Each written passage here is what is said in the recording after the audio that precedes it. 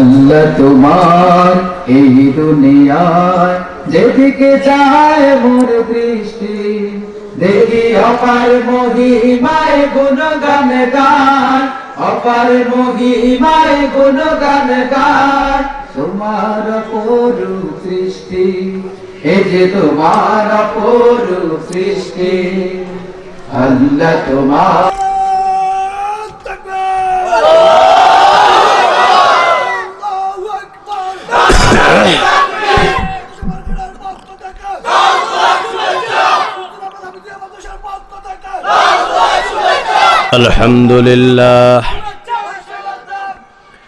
الحمد لله نحمده ونستعينه ونستغفره ونؤمن به ونتوكل عليه ونعوذ بالله من شرور أنفسنا ومن سيئات أعمالنا من يهده الله فلا مضل له ومن يضلل فلا هادي له ونشهد أن لا إله إلا الله وحده لا شريك له ونشهد أن سيدنا وحبيبنا ومولانا محمدا عبده ورسوله الذي أرسله بالحق بشيرا ونذيرا وداعيا إلى الله بإذنه وسراجا منيرا فقد قال الله تعالى في كلامه المجيد وفرقانه الحميد أعوذ بالله من الشيطان الرجيم بسم الله الرحمن الرحيم إن الله وملائكته يصلون على النبي يا أيها الذين آمنوا صلوا عليه وسلموا تسليما اللهم صل على وعلى آله কষ্ট হচ্ছে আপনাদের প্রাণ খুলে জোরে সোরে আল্লাহর হাবিবের উদ্দেশ্যে দরুদ শরীফ পেশ করুন আল্লাহুম্মা সাল্লি আলা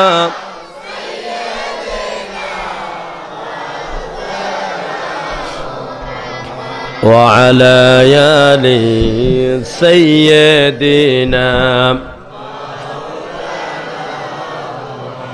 بلغ العلا بكماله كشف الدجى بجماله حسنت جميع خصاله صلوا عليه قدموں میں تیری گرتا गलियों में तेरी फिरता गाहे ज़ारे ज़ारे रोता गाहे बेक़रार होता बलागल उला बिकमालिही कशफ़द दुजा बिजमालिही हसनत जमीअ ख़सालिही सल्लू अलैहि আরবের বুকে মক্কার পরে আমিনার যেথায় ঘর খোদার দয়ার করুণা কৌসার হয়ে ঝরেছে বারংবার বালাগাল উলা বিকামালিহি কাশাফাদ দুজা বিজামালিহি হাসনাত জামিউ খিসালিহি সাল্লু আলাইহি। আমরা কালেমাতুশ শুকর আদায় করছি, আমরা কৃতজ্ঞতা জানাচ্ছি আমাদের মুনিব, আমাদের মালিক, আমাদের রব, যিনি বিশাল আকাশের মালিক, বিস্তীর্ণ জমিনের মালিক, আমাদের হায়াত এবং মৌতের মালিক, ক্ষমতা দেওয়ার মালিক, আবার ক্ষমতা ছিনাইয়া নেওয়ার মালিক। বলেন তো তার নাম কি? প্রশংসা হবে কার? আমরা সেই মুনিবের দরবারে প্রাণ খুলে জোরে সোরে কালেমাতুশ শুকর আদায় করছি। আমরা পড়ে নিচ্ছি আলহামদুলিল্লাহ, আল্লাহু আকবার কাবীরা ওয়ালহামদুলিল্লাহি হামদান কাসীরা সুবহানাল্লাহি বুকরাতাও ওয়া আসীলা। আল্লাহ তাআলা দরবারে শুকর আদায়ের পাশাপাশি আমরা দরুদ ও সালাম পেশ করছি গোটা দুনিয়ার বিশ্ব মানবতার সকল কালের সকল যুগের সর্বশ্রেষ্ঠ মহামানব, মহান রসুল, মহান নবী, সৈয়দুল মুরসালিন, ইমামুল মুরসালিন, খাতামুন নবীজিন, মুহাম্মদ আরবি, জনাবে সাহেবে কাবা ও কাউসাইন, নবী মুহাম্মদ রাসূলুল্লাহ সাল্লাল্লাহু আলাইহি ওয়াসাল্লামের প্রতি। প্রিয় ভাইয়েরা, আমরা কোরআন শুনতে এলাম। আজকের এমন এক প্রেক্ষাপটে কোরআন শুনতে এলাম যে সময় তামাম পৃথিবী জুড়ে কোরআনের উপর, কোরআনের বিরুদ্ধে আর কোরআনের অনুসারী এবং কোরআনের দায়ী যারা, তাদের বিরুদ্ধে চলছে বহুজাতিক ষড়যন্ত্র। কোরআন শরীফের দাওয়াতকে বন্ধ করার জন্য, কোরআনের আওয়াজকে বন্ধ করে দেওয়ার জন্য চেষ্টাটা শুধু আজকেই করছে না, বরং ইতিহাস সাক্ষী আজ থেকে ১৫০০ বছর আগ থেকেই বিভিন্ন কলা কৌশলে এই কোরআনের দাওয়াতকে, কোরআনের আওয়াজকে নিস্তব্ধ করে দেওয়ার জন্য বহুমাত্রিক বহুজাতিক ষড়যন্ত্র তারা করে এসেছে, আজও করছে, ইলা ইয়াউমিল কিয়ামা, কিয়ামত পর্যন্ত করতেই থাকবে।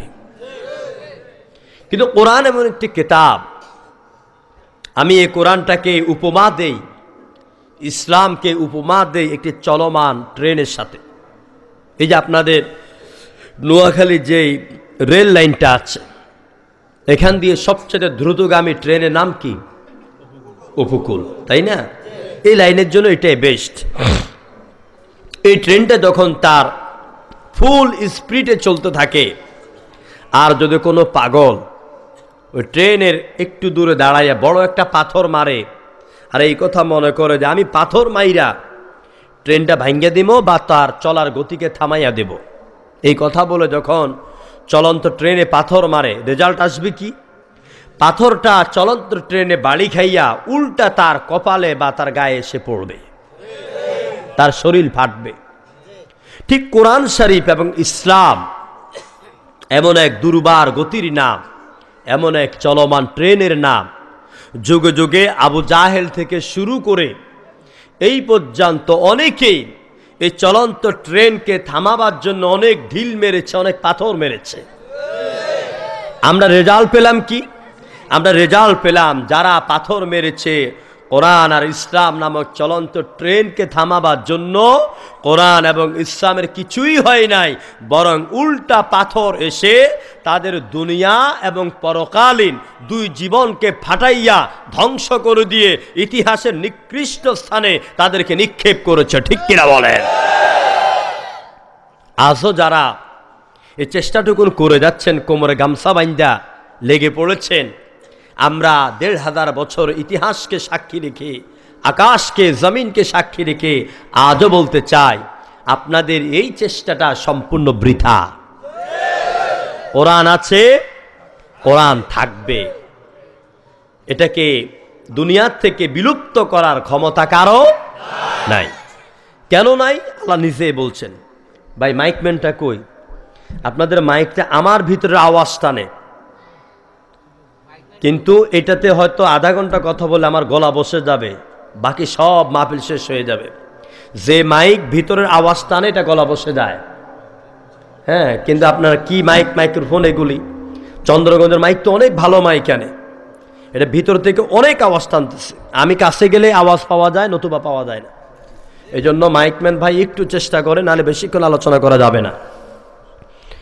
প্রিয় ভাইয়েরা, আল্লাহ রাব্বুল আলামিন তিনি নিজেই বলছেন, ইন্না নাহনু নাযালনা যিকরা ওয়া ইন্না লাহু লাহাফিযুন। এখানে আসেন, আল্লাহ পাক বলেন, নিশ্চয় আমরা কোরআন অবতীর্ণ করেছি, আর এই কোরআন সংরক্ষণের সম্পূর্ণ দায়িত্ব আমি আল্লাহর কুদরত গ্রহণ করেছি। আল্লাহ বলছেন কোরআন নাজিল করলাম আমি, আর তার সংরক্ষণের দায়িত্ব নিয়েছিও আমি।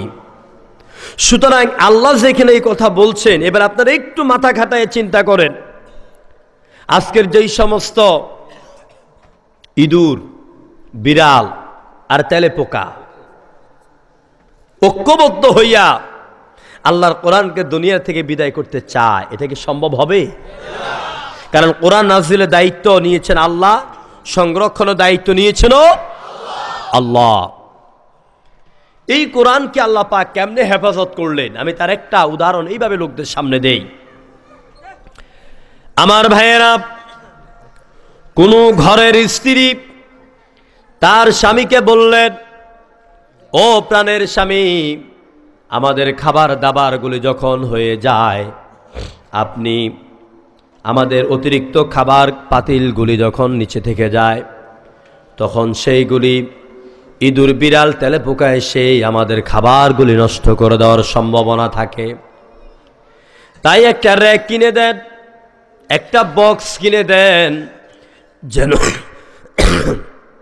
আমাদের বাকি খাবারগুলি ওই বক্সের ভিতরে রেখে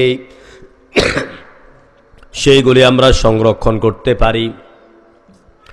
স্বামী তার স্ত্রীর কথা মতে বাজার থেকে একটা প্লাস্টিকের র্যাক কিনে আনলো। আজকে খাবারের পরে স্ত্রী অতিরিক্ত খাবারের পাতিলগুলি ওটার ভিতরে ঢুকাইয়া দরজা মেলে দিল, তালা বন্ধ করে দিল। আজকে ইঁদুর, তেলেপোকা আর বিড়াল ওই অতিরিক্ত খাবারের পাতিলগুলিতে মুখ দিতে পারে না। ঠিক কিনা বলেন? অনুরূপভাবে আল্লাহ পাক বলছেন, ইন্না নাহনু নাযালনা যিকরা ওয়া ইন্না লাহু লাহাফিযুন। কোরআন নাজিল করেছি আমি, আর কোরআন সংরক্ষণের দায়িত্ব আমি আল্লাহ নিয়েছি। কেমনে নিলাম দেখো, এই পৃথিবীতে আমি আল্লাহ পাক যেই কোরআনের বাগান এই এলাকার মধ্যে আপনারা গড়েছেন, নুরানি হাফিজিয়া মাদ্রাসা, এই হাফিজিয়া মাদ্রাসার মাধ্যমেই আল্লাহ পাক তার 30 পারা কোরআনকে সংরক্ষণের দায়িত্ব নিয়েছে। এখানে যে ছেলেগুলি 9 বছর, 8 বছর, 10 বছর, 12 বছরের, এই ছেলেগুলির মেমোরির ভিতরে, সিনার ভেতরে আল্লাহ পাক 30 পারা কোরআন শরীফ ঢুকাইয়া দিলেন। এরপরে আল্লাহ পাক তার রহমত দিয়া সুন্দর করে তিনি তালা মেরে দিয়েছেন, যাতে করে এই পৃথিবীতে ওই রাশিয়ার ইঁদুর আছে না, রাশিয়ার ইঁদুর, আমেরিকার তেলেপোকা আর পার্শ্ববর্তী দেশ ভারতের বিড়াল, ঐক্যবদ্ধ হয়ে আল্লাহর জমিন থেকে আল্লাহর কোরআনকে বিদায় করতে না পারে। কথা ঠিক কিনা বলেন আমার ভাইরা? সুতরাং কোরআন আছে, কোরআন থাকবে। এই যে হাফিজিয়া মাদ্রাসা, যেহেতু মাদ্রাসার নাম উপরে আছে, আমি এই ব্যাপারে একটু কথা বলি, সরাসরি তাফসীরে চলে যাব। আর ভাইয়েরা, হাফিজিয়া মাদ্রাসা একটি গুরুত্বপূর্ণ প্রতিষ্ঠান। এই মাদ্রাসার মাধ্যমেই আল্লাহ পাক, আমি অনেক সময় অনেক হাফেজদের মাথার মধ্যে যখন দাস্তারবন্দি করি, মাথার মধ্যে যখন পাগড়ি দেই, 8 বছর 9 বছর ছেলেগুলির মাথার মধ্যে যখন পাগড়ি পরাই, আমি অবাক হয়ে যাই। এই কোরআনটাকে আমার কাছে মনে হয় সারা দুনিয়াতে যত সমুদ্র আছে, 7 দরিয়ার পানিকে একসাথ করলে যত বড় দরিয়া হবে, যত বড় সমুদ্র হবে, ওই সমুদ্রের নিচে যতগুলি মুক্তা আছে, সমস্ত মুক্তাগুলিকে একটা ঝিনুকের ভিতর ভরলে যেমন হয়, তেমনি করে কোরআন নামক এই 7 দরিয়া, ডাবল 7 দরিয়ার এই পানিয়ার মণিমুক্তাগুলিকে আল্লাহ পাক একজন হাফেজে কোরআনের মতন ঝিনুকের ভেতরেই এই কোরআনের সমস্ত মণিমুক্তাগুলি আল্লাহ সংরক্ষণ করে। এই জন্য এবারে আসুন, আপনি যদি নিজে কোরআন শিখেন, আরেকজনকে কোরআন শিখান, কি লাভ হবে? হযরতে উসমান রাদিয়াল্লাহু তাআলা আনহু হাদিস বর্ণনা করেন, আল্লাহর হাবিব বলেছেন, খায়রুকুম মান তাআল্লামাল কুরআনা ওয়া আল্লামা, তোমাদের মধ্যে ওই ব্যক্তি সর্বশ্রেষ্ঠ ব্যক্তি যেই ব্যক্তি নিজে কোরআন শিখে আর অন্যকে শিখায়। আর জোরে কর না সুবহানাল্লাহ। রাসূলুল্লাহর হাদিসটা কত বড়, কথাগুলো যদি ছোট মনে হয়, একটু গভীরের ভিতরে আপনি ঢুকেন, আল্লাহর পরে যার কথার সত্যতা, আল্লাহর পরে যার কথার মর্যাদা, তিনি হলেন বিশ্ব নবী মুহাম্মদ রাসূলুল্লাহ। সেই নবী বলছেন, খায়রুকুম মান তাআল্লামাল কুরআন ওয়া আল্লামা। দুনিয়াতে আর এমন কোন শিক্ষার ব্যাপারে কেউ কি বলতে পেরেছে নাকি তোমাদের মধ্যে ওই ব্যক্তি উত্তম যেই ব্যক্তি লেনিনবাদ আর মার্ক্সবাদের জ্ঞান অর্জন করলো আর আরেকজনকে শিখালো? এ কথা কেউ বলেছে? কেউ কি এই কথা বলেছে নাকি তোমাদের মধ্যে ওই ব্যক্তি উত্তম যে নিজে ধর্মনিরপেক্ষ মতবাদের জ্ঞান শিখলো আর আরেকজনকে শিখালো?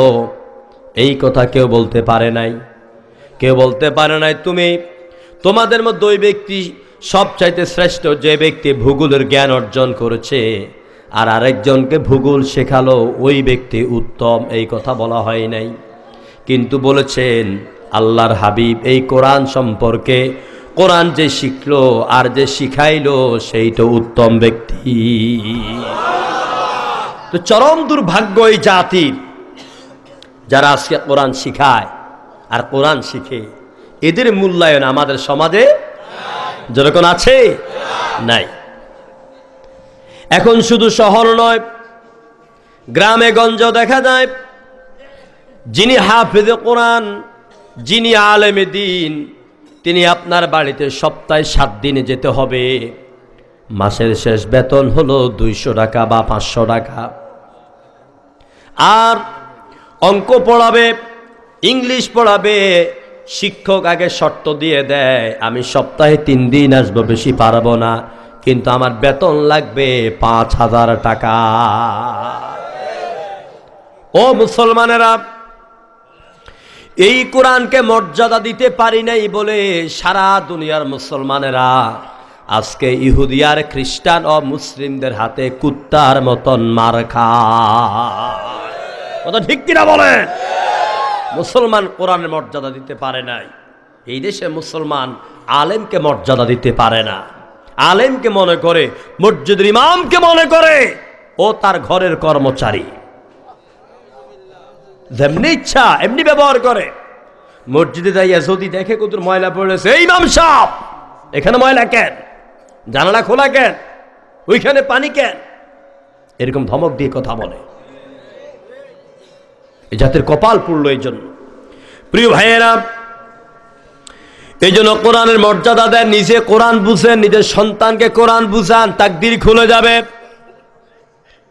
বিশ্বনবী বলেছেন, আলী রাদিয়াল্লাহু তাআলা আন قال قال رسول الله صلى الله عليه وسلم من قرأ القرآن فاستظهره وحل حلاله وحرم حراما أدخله الله الجنة।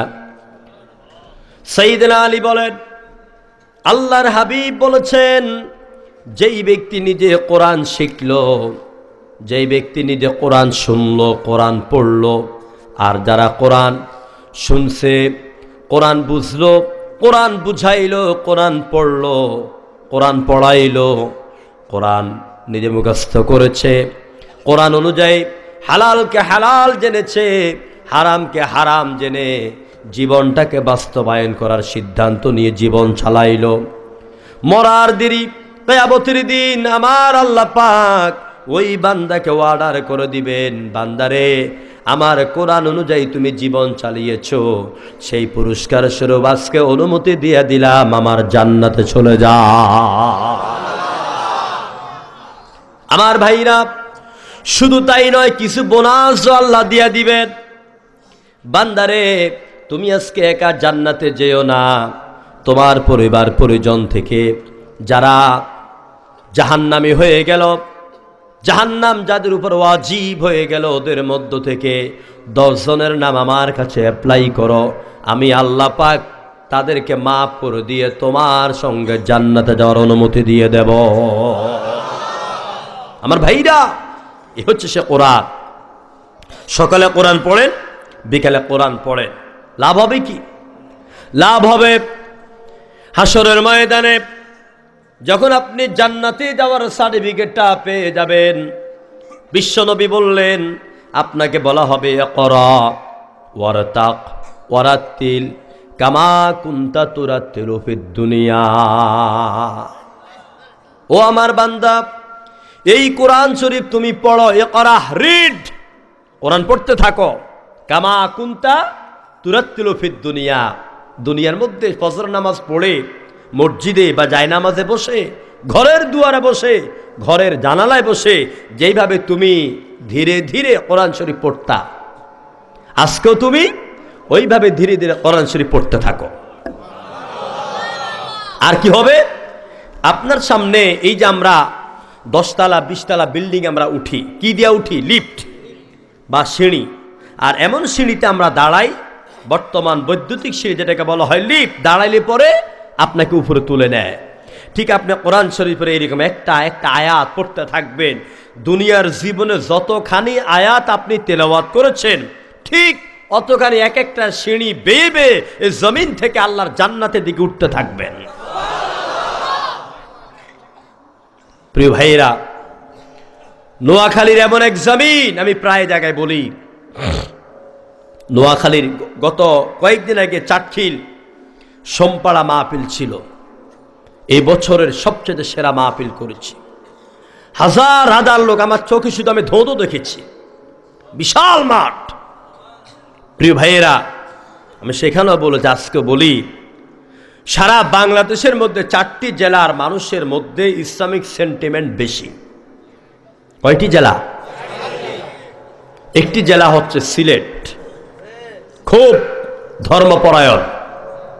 2 বৃহত্তর নোয়াখালী জেলা, নোয়াখালী বিভাগ। 3 কক্সবাজার জেলা। 4 নম্বরে হচ্ছে দক্ষিণ চট্টগ্রাম। এই 4 জেলার মানুষ প্রয়োজনে কিছু সংখ্যক বাদে সব জায়গায় তো আগাছা থাকে, ঠিক কিনা বলেন? বেশিরভাগ মানুষ আল্লাহর কোরআনের জন্য জীবন দিতে তারা প্রস্তুত। নোয়াখালীর বিভিন্ন মাহফিলে যখন যায়, কোরআনের জনতার ঢল দেখলে আমার কাছে মনে হয় বাংলাদেশে যদি কোরআন কোরআনের রাজ কায়েমের আন্দোলন শুরু হয়ে যায়। সর্বপ্রথম যেখান থেকে নারায়ে তাকবীর আল্লাহু আকবার স্লোগান শুরু হবে, সেই জমিনের নাম হচ্ছে নোয়াখালীর জমিন।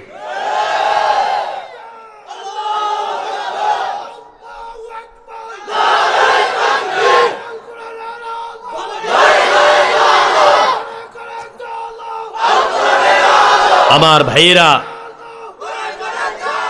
আমার বন্ধুগণ, সুতরাং আজ নোয়াখালীর একটি ঐতিহ্য ছিল আলিবেড়া, নাকি আলিবেড়া বলে না?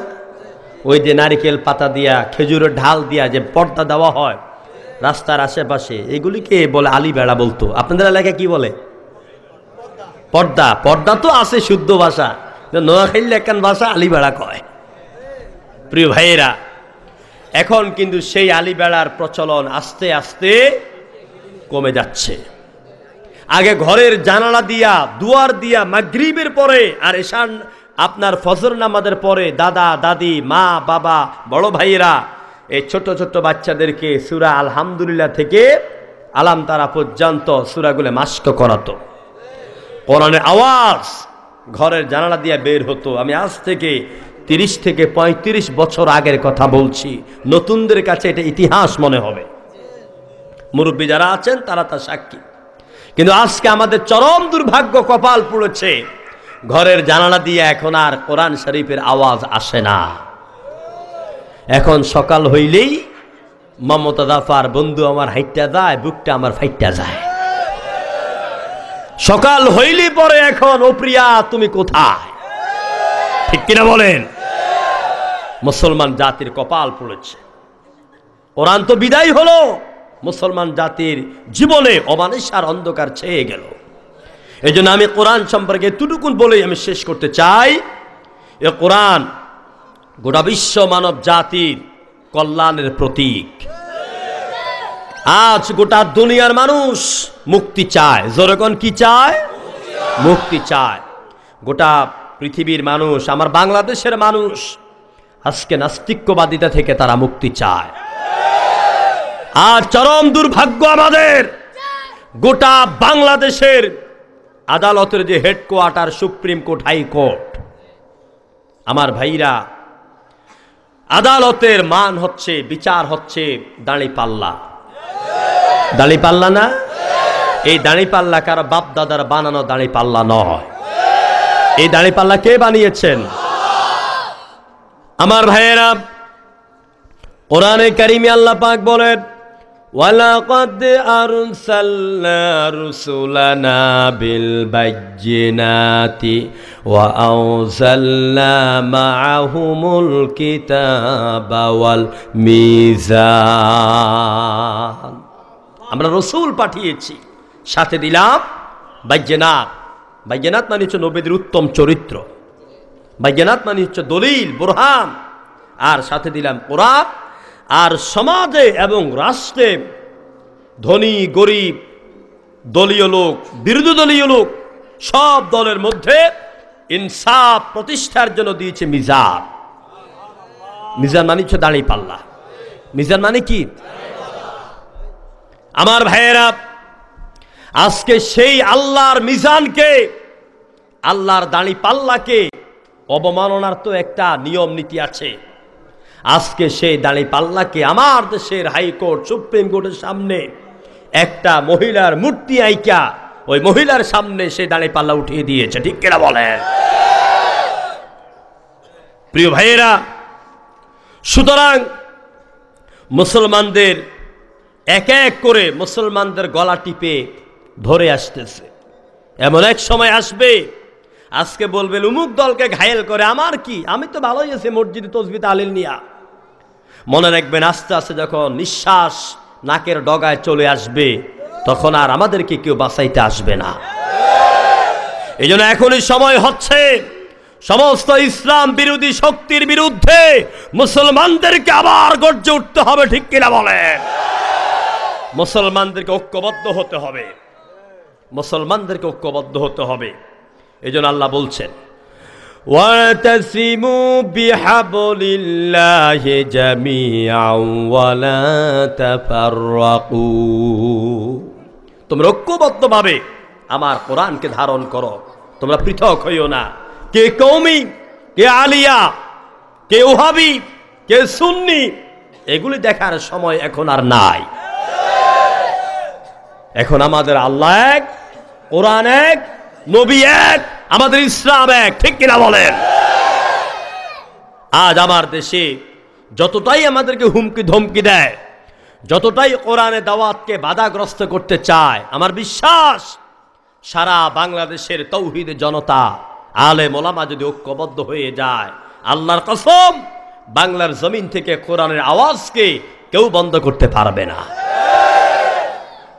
প্রিয় বন্ধুগণ, সুতরাং এই কোরআনটা কেন আসলো, এই জবাবটা দিয়ে আমরা তাফসীরে ঢুকব।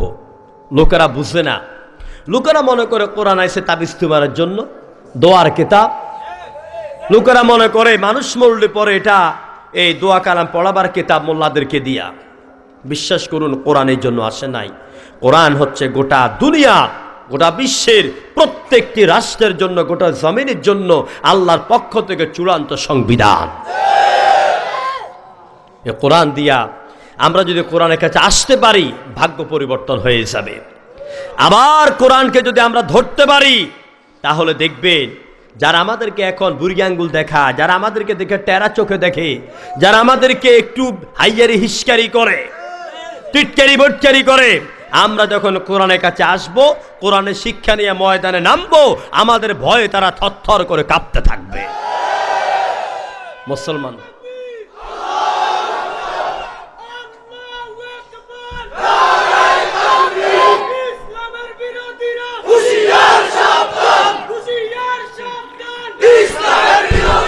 আমার ভাইয়েরা, এই এলাকায় তো ইসলাম বিরোধী নাই, সুতরাং এগুলি বলেও লাভ নাই। আছে কেউ? কেউ ইসলাম বিরোধী নাই, আলহামদুলিল্লাহ কল। আল কোরআনের আলো, আল হাদিসের আলো, সংসদে যা আলো, ব্যাস। আল্লাহ তাআলা বলছেন কোরআন দিলাম কেন, শোনো।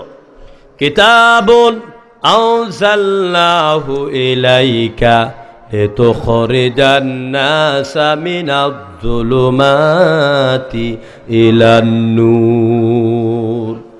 সূরা ইব্রাহিমে আল্লাহ পাক বলেন, ও নবী, আপনার প্রতি এমন কোরআন দিলাম, এমন কিতাব দিলাম, এই কোরআনকে যদি শিক্ষা সিলেবাসের ভিতরে ঢুকিয়ে দেওয়া হয়, এই কোরআন দিয়ে তামাম দুনিয়ার সমস্ত মানুষকে অন্ধকার থেকে বের করে, রাষ্ট্রদ্রোহী কর্ম থেকে, সন্ত্রাস আর জঙ্গিবাদ থেকে বের করে আপনি ওদেরকে শান্তির দিকে, ইসলামের দিকে নিয়ে আসবে। এই জন্যে আমি কোরআন দিলাম। আল্লাহ তাআলা আমাদেরকে কোরআন বুঝার, কোরআন অনুসরণ করার, কোরআনের আলোকে সমাজ আর রাষ্ট্র গড়ার তৌফিক দান করো। যারা কোরআনকে না বুঝা এই জমিন থেকে কোরআনের দাওয়াতকে বন্ধ করতে চায়, কেমনে? কোরআনের দাওয়াত বন্ধ করার অনেক পদ্ধতি আছে। এক নাম্বার পদ্ধতি হচ্ছে মানুষ যেন কোরআন না বুঝে, কোরআনের কাছে না আসে, এই জন্য বাংলাদেশের বিভিন্ন জায়গায় কোরআন শরীফের তাফসীর মাহফিলে 144 চালু করা হয়। 2, কোরআনের আওয়াজ যেন জমিনে না থাকে, সেই জন্য এক এক করে কোরআনের কর্মীদের উপরে নির্মমভাবে নির্যাতন করে, ভয় দেখাইয়া এই পথ থেকে তাদেরকে দূরে সরিয়ে রাখতে চায়। 3, কোরআনের দাড়িদেরকে একে এক করে হত্যার মাধ্যমে কোরআনের দাওয়াতকে তারা বন্ধ করে দিতে চায়। প্রিয় ভাইরা, বন্ধ হবে না। উহুদের ময়দানে একদিনে রসুলের তৈরি করা সোনার টুকরা 70 জন সাহাবী শহীদ হয়েছে। কোরআন শরীফের আওয়াজ বন্ধ হয়নি, হবে না, কোনোদিনও হবে না। আসুন আমরা সে কোরআন থেকে আমাদের জীবন, পর্দার অন্তরালে মা বোনরা অপেক্ষা করছেন, আমরা সবার জন্য আমরা কিছু কথা আলোচনা করব ইনশাআল্লাহ। কষ্ট হচ্ছে আপনাদের? সবাই কণ্ঠ মিলিয়ে পড়েন। আউযু বিল্লাহি মিনাশ শাইতানির রাজিম। বিসমিল্লাহির রহমানির ইয়া أيها الناس اتقوا ربكم الذي خلقكم من نفس واحدة وخلق منها زوجها وبث منهما رجالا كثيرا ونساء واتقوا الله الذي تساءلون به والأرحام إن الله كان عليكم رقيبا آمنت بالله صدق الله العظيم সূরা নিসা কোরআন শরীফের আপনার ৩য় নাম্বার সূরা। এই সূরাটি অবতীর্ণ হয়েছে বিশ্ব নবীর মাদানী জীবনে। কোন জীবনে? নবীর জীবন কয় ভাগে বিভক্ত? 2 ভাগে, মাক্কি জীবন, মাদানী জীবন। এই সূরা অনেক বড়, যার মধ্যে আয়াত রয়েছে 176টি আয়াত। বিভিন্ন প্রেক্ষাপটে আল্লাহ পাক এখানে কথা বলেছেন। আমি আপনাদের সামনে যে আয়াতে কারিমা তেলাওয়াত করেছি, শুধু এই আয়াতের 2টি শব্দ নিয়ে আমি কথা বলবো। সব নিয়ে কথা বলার সময় হবে না। 2টি শব্দ আল্লাহ তাআলা ইরশাদ করছেন, ইয়া আইয়ুহান নাসু তাকু রাব্বাকুম, হে জনগণ। এই যে আমরা যারা আছি, আমাদেরকে ডাক দিয়ে আল্লাহ বলছেন, হে জনগণ, হে লোকেরা, হে বিশ্ব মানব মণ্ডলী, ইত্তাকু রাব্বাকুম, তোমরা তোমাদের রবকে ভয় করো। কাকে ভয় করো? রবকে ভয় করো। আল্লাযী খলাকাকুম মিন নাফসিন ওয়াহিদা, তিনি তো সেই রব যিনি তোমাদেরকে এক আত্মা থেকে সৃষ্টি করেছেন। ওয়া খলাকা মিনহা যাওজাহা, এবং তার থেকে তোমাদের অর্ধাঙ্গিনী, তোমাদের স্ত্রীকে সৃষ্টি করেছেন। ওয়াবাসসা মিনহুমা রিজালান কাসীরা ওয়া নিসা, আর দুজনের মিলনের মধ্য দিয়ে আল্লাহ পাক অসংখ্য নারী আর পুরুষ এই পৃথিবীতে আল্লাহ পাক ছড়িয়ে দিয়েছেন। সুবহানাল্লাহ। ওয়াত্তাকুল্লাহ, আবার আল্লাহ বলছেন তোমরা আল্লাহকে ভয় করো। আল্লাযী তাসালুনা বিহি ওয়াল আরহাম, যার নামে তোমরা যাচনা করো আর রেহমের আত্মীয়তার সম্পর্ককে, বন্ধনকে অটুট রাখো। ইন্নাল্লাহা কানা আলাইকুম রাকিবা, নিশ্চয় আল্লাহ পাক তোমাদের সমস্ত কাজের খুব সূক্ষ্ম রক্ষণশীল। জোরে বলেন সুবহানাল্লাহ। এ হচ্ছে আয়াতের সরল তরজমা। প্রিয় ভাইয়েরা, আল্লাহ তাআলা প্রথম বলছেন, ইয়া আইয়ুহান নাসু তাকু রাব্বাকুম, ইত্তাকু রাব্বাকুম, তোমরা তোমাদের রবকে ভয় করো। ভয় আরবি হচ্ছে তাকওয়া। ভয় আরবি কি? তাকওয়া। এই তাকওয়া নিয়ে আমি আপনাদের সামনে ইসলামে তাকওয়ার গুরুত্ব খুব ভালো করে বুঝেন। ইসলামে তাকওয়ার গুরুত্ব, এই বিষয়টা আমি আপনাদের সামনে আজকে তুলে ধরবো। এই জন্য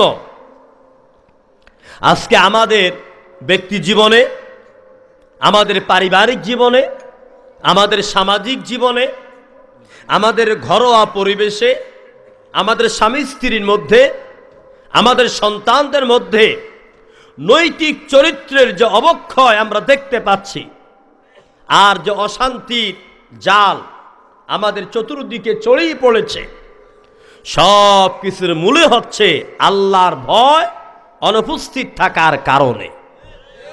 কথা ঠিক কিনা বলেন?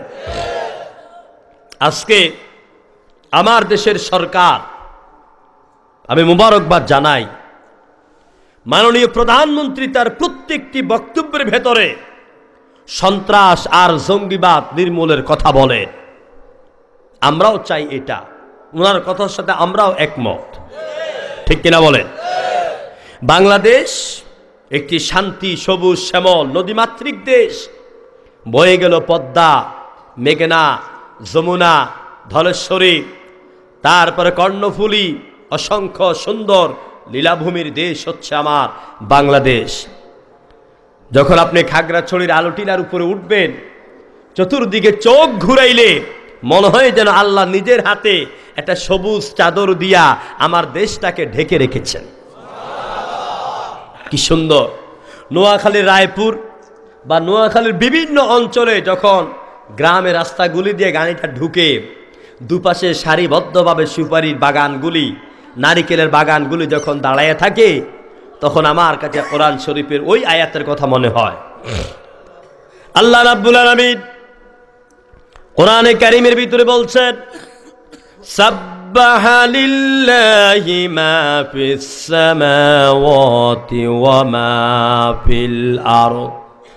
আকাশ আর জমিনে যা কিছু আছে সবাই তাসবিহ পেশ করে, প্রশংসা করে একমাত্র আল্লাহ। সবাই প্রশংসা করে কার? আল্লাহ। প্রশংসা কেমনে করে? তিন পদ্ধতিতে করে। কয় পদ্ধতি?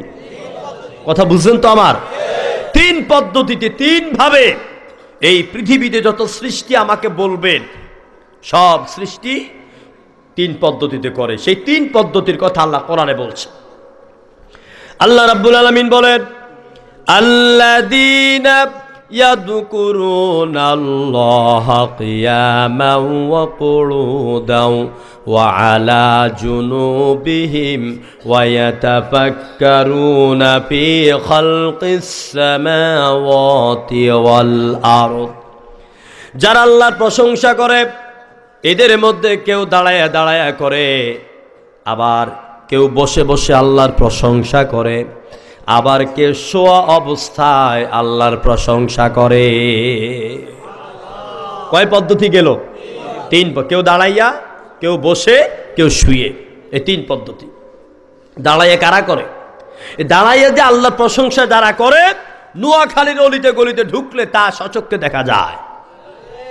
ওই সুপারি গাছগুলি, ওই নারিকেল গাছগুলি, ওই চকরিয়ার বিশাল বনবিভাগ, খাগড়াছড়ির বিশাল বনবিভাগ, আপনার আশপাশের গাছগুলি সব দাঁড়াইয়া দাঁড়াইয়া কার প্রশংসা করে?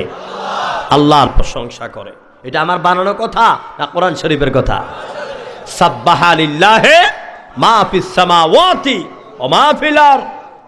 সবাই আল্লাহর প্রশংসা করছে। কেউ দাঁড়াইয়া করে, বসে কারা করে? বসে অনেকেই করে। বুঝার জন্য একটা উদাহরণ দেই। আপনাদের ঘরের কোণে ঘর কোনো ব্যাঙ আছে? আছে না? হলুদ কালারের, গায়ের মধ্যে বিচি বিচি, এরকম ব্যাঙ আছে না?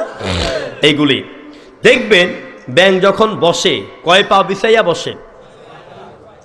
হ্যাঁ হ্যাঁ, একজনে বলছেন ঠিক কথা, 2 পাও। ব্যাঙের পাও তো 4টা না, ব্যাঙের পাও 2টা। কয়টা? 2টা। পেছনে 2টা পাও, সামনের 2টা হাত। আল্লাহর সৃষ্টিকে নিয়ে যত বেশি গবেষণা করবে, তত বেশি আল্লাহকে চেনা যাবে। আল্লাহু আকবার। আমার ভাইয়েরা, ওই ব্যাঙ যখন বসি, পেছনের 2টা পাও বিছাইয়া রানের উপরে বসে, আর 2টা হাত ঠেঁস দিয়ে যখন বসে, আগে যদি দেখবার সময় না হয়ে থাকে, আজকে আমার আলোচনা শোনার পরে আগামী কাল থেকে খুঁজা দেখবেন ব্যাঙের গলার নিচে সারাক্ষণ এইভাবে নড়তে থাকে। ব্যাঙ বসে বসে সারাক্ষণ আমার আল্লাহর তাসবিহ পেশ করে, আল্লাহর প্রশংসা করে। শুয়া কারা করে?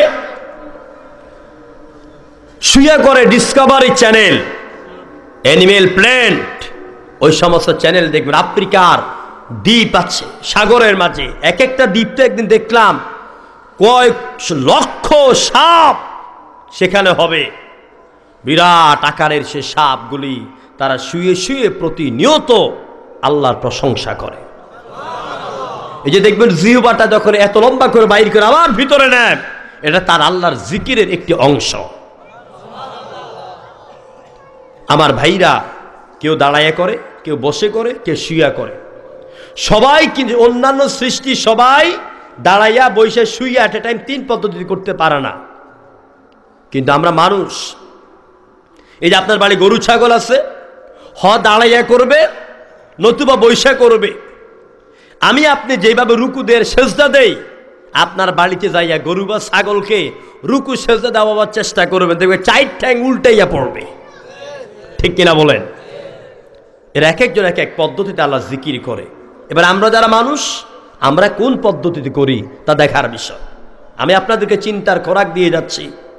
আমি তাকওয়ার, ইসলামে তাকওয়ার গুরুত্ব, এই বিষয়টা নিয়ে আমি আপনাদের সামনে এগিয়ে আসতেছি। আল্লাহ আমাদেরকে ধৈর্যের সাথে শোনার তৌফিক দাও বলে আমিন। প্রিয় ভাইরা, আমরা মানুষ। আমাদের আদি পিতার নাম কি? আদম।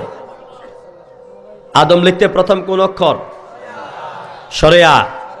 বলবেনই তো, যেহেতু বাংলা ভাষাকে ভালোবাসেন নাকি, বাংলা ভাষাকে ভালোবাসেন। আগামী 21শে ফেব্রুয়ারি আমাদের মাতৃভাষা দিবস আন্তর্জাতিক। কিন্তু দুঃখ হচ্ছে আন্তর্জাতিক মাতৃভাষা দিবসে বাংলা গান না বাজায় হিন্দি গান দিয়ে উদযাপন করি, ঠিক না? অধিকাংশ জায়গায় হিন্দি গান বাজে, কপাল পোড়া আমাদের। এটা আরবি, এটা বাংলা নাম নয়, এটা আরবি নাম। আদম প্রথম অক্ষর আলিফ, দ্বিতীয় অক্ষর দাল, তৃতীয় অক্ষর মিম। এবারে দেখেন এই যে আলিফ, আলিফটা কি দাঁড়ানো না শোয়া?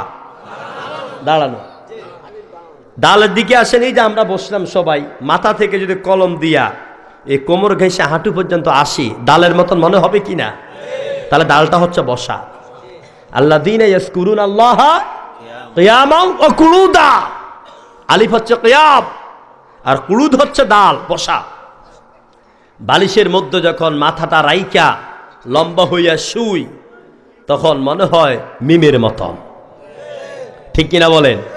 মিমের মতন। এবারে মিলান আলিফ দাল মিম, তিনটা অক্ষর দিয়ে আদম।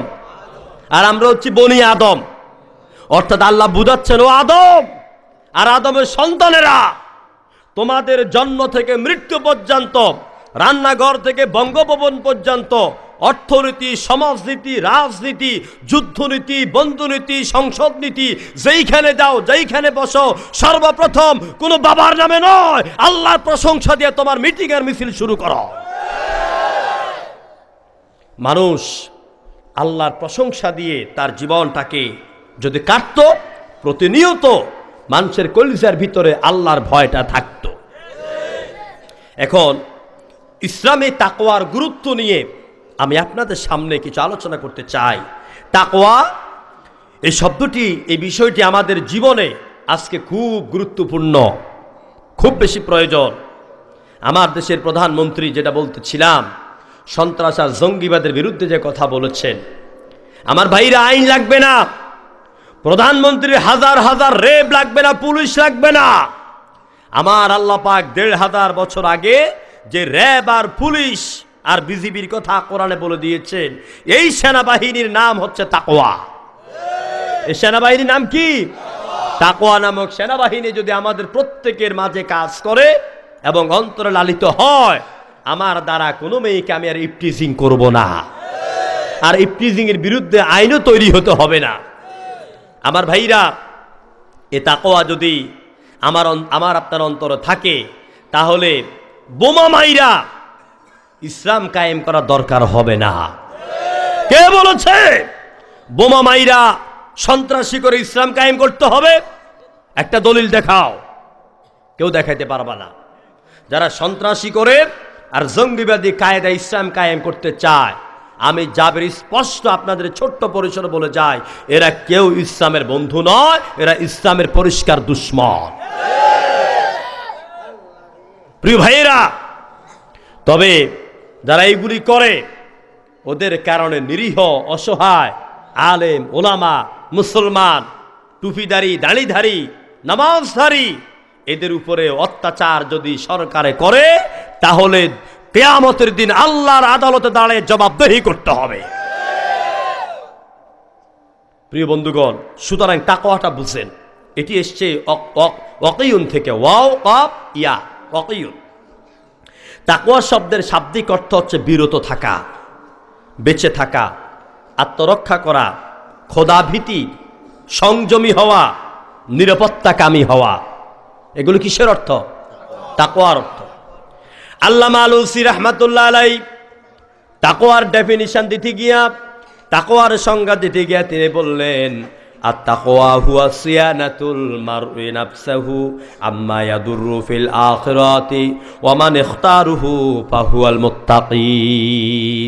তিনি বলছেন ব্যক্তি নিজেকে পরকালের কষ্টদায়ক বস্তু থেকে বাঁচাবার জন্য, মুক্ত রাখার জন্য যেই সব অন্যায় থেকে বিরত থাকে তার নাম হলো তাকওয়া। আমি মিথ্যা কথা বললে আল্লাহর দরবারে জবাবদেহি করতে হবে। সুতরাং এই কথা জেনে আমার জীবনকে যদি আমি মিথ্যা কথা থেকে দূরে রাখি তাহলে বুঝতে হবে যে আমি প্রকৃত একজন তাকওয়াবান। আমি জমিন চাষ করতে গেলাম, আমার মা বোনেরা খুব ভালো করে শুনেন, জমিন চাষ করতে গেলাম, ওখানে যাইয়া যদি আমি আরেকজনের জমিনের আইল ঠেললাম, আমার দিকে এক বিগত এক হাত নিয়ে আসার সুযোগ থাকে, আর আমার ভিতরে যদি এই ভয় থাকে, আল্লাহ তোমার হাবিব বুখারী শরীফের হাদিসের ভিতরে বলেছে যারা অন্যায়ভাবে আরেকজনের জোর করে দখল করে এক বিঘত জমিন, কিয়ামতের দিন 7 স্তবক জমিন গলার মধ্যে ঝুলাইয়া আল্লাহর আদালতে দাঁড় হতে হবে।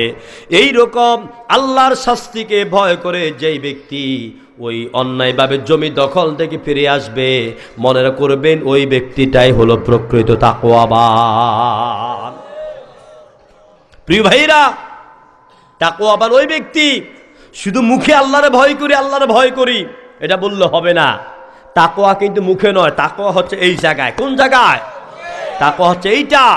আল্লাহর হাবিব শাহাদাত আঙ্গুল দিয়া বলেছেন আত-তাকওয়া হাহুনা, আত-তাকওয়া হাহুনা, আত-তাকওয়া হাহুনা। তাকওয়ার জায়গা হলো কলব। আল্লাহুম্মা জাআল ফি কলবি তাকওয়াহা। আয় আল্লাহ, আমার কলবে তুমি তাকওয়া দাও। জোরে কোন আমিন। জেনারেটরে যদি বিদ্যুৎ না চালু থাকে এখানে লাইট জ্বলবে? লাইট জ্বলবে না। সুতরাং এই কলব হলো মেইন সেন্টার।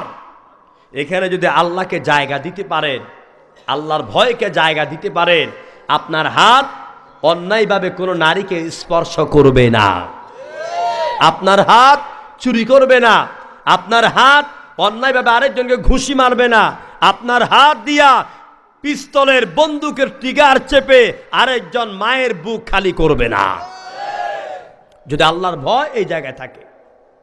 আমার ভাইরা, সুতরাং এই তাকওয়া যদি আমার মা কিছু আছে, সবাই তাসবিহ পেশ করে প্রশংসা করে একমাত্র আল্লাহ।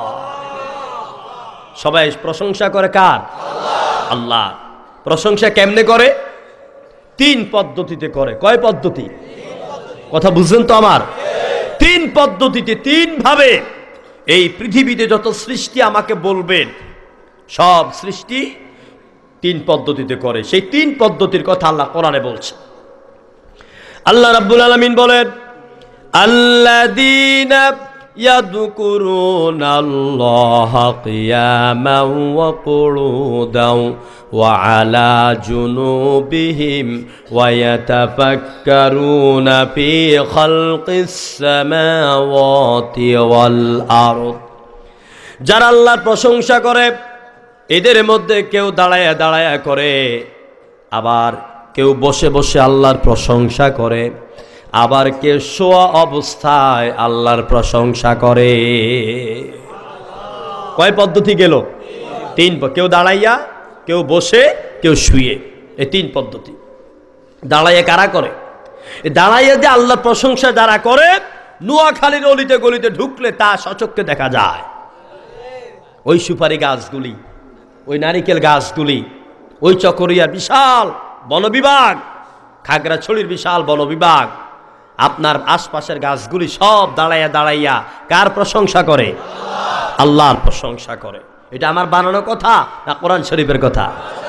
সাব্বাহা লিল্লাহি মা ফিস সামাওয়াতি ওয়া মা ফিল আরদ। সবাই আল্লাহর প্রশংসা করছে। কেউ দাঁড়াইয়া করে, বসে কারা করে? বসে অনেকেই করে। বুঝার জন্য একটা উদাহরণ দেই। আপনাদের ঘরের কোণে ঘর কোনো ব্যাঙ আছে? আছে না? হলুদ কালারের, গায়ের মধ্যে বিচি বিচি, এরকম ব্যাঙ আছে না? এইগুলি দেখবেন ব্যাঙ যখন বসে কয় পা বিছাইয়া বসে? হ্যাঁ হ্যাঁ, একজনে বলছেন ঠিক কথা, 2 পাও। ব্যাঙের পাও তো 4টা না, ব্যাঙের পাও 2টা। কয়টা? দুইটা, পেছনে দুইটা পাও, সামনের দুইটা হাত। আগে যদি দেখবার সময় না হয়ে থাকে, আজকে আমার আলোচনা শোনার পরে আগামী কাল থেকে খুঁজা দেখবেন ব্যাঙের গলার নিচে সারাক্ষণ এইভাবে নড়তে থাকে।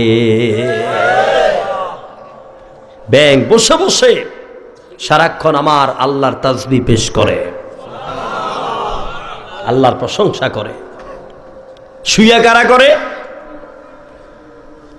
শুয়া করে ডিসকভারি চ্যানেল, অ্যানিমেল প্ল্যান্ট, ওই সমস্ত চ্যানেল দেখবেন। আফ্রিকার দ্বীপ আছে সাগরের মাঝে, এক একটা দ্বীপে একদিন দেখলাম কয়েক লক্ষ সাপ সেখানে হবে।